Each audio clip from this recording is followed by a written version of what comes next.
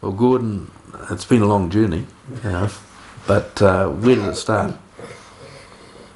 When I was chairman of the Waikato Conservation Board, and before every meeting, oh, you were on the board, That's weren't right. you?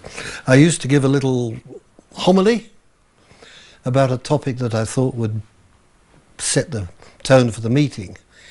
And this particular one in 91, I was thinking around how farmers, for whom I've got a lot of respect, were actually doing great jobs on their farms. And they needed to be recognised for what they were doing.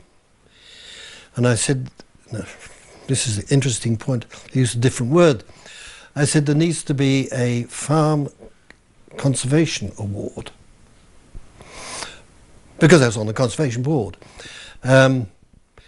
And so we set up a little committee with Theo Gerritsen in charge to sort of develop the idea, and he talked with Environment Waikato, who recognised that their responsibilities towards the environment tied in very closely with what we were saying.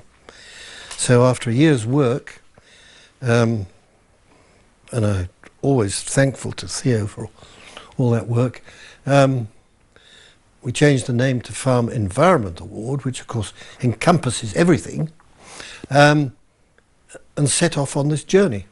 That's how we started.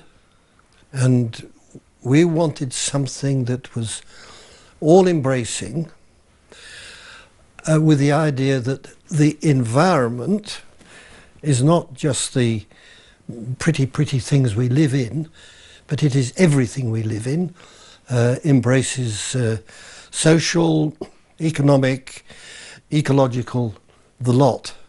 It gave reality on the ground to the term which was just beginning to come into vogue, sustainability.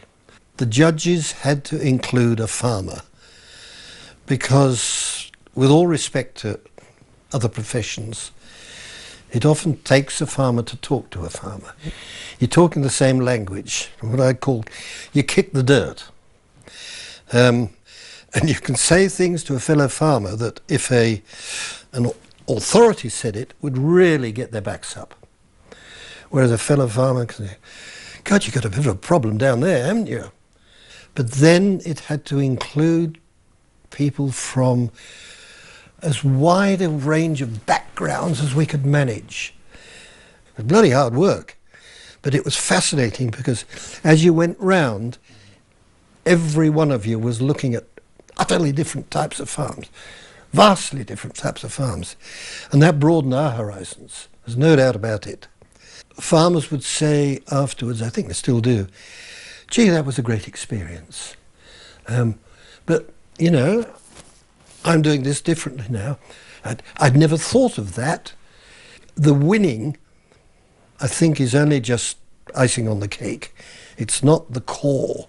When one of the judges, who was a very good soil, nutrient advisor, he always went round with his spade and he took a spit out of the ground, so deep and so wide, looked at it.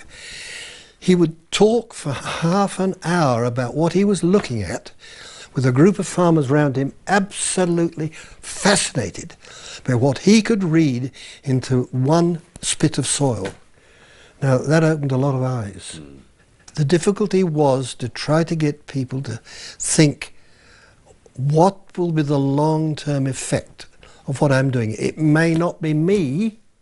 That's when we sort of invented this phrase, the 100-year rule, was just think, when you're doing something, if somebody went on doing this for 100 years, that's only 4 generations, what will be the effect? I think in accepting an award, you also accept responsibilities. And amongst those responsibilities is a vision you need to have for the future of farming in New Zealand. Farming is going to go on forever, as long as people are around. Farming has to go on a sustainable basis. Your task that follows winning this award is to be the ambassador of this idea wherever you go in your future careers, whether as farmers or in other spheres of interest.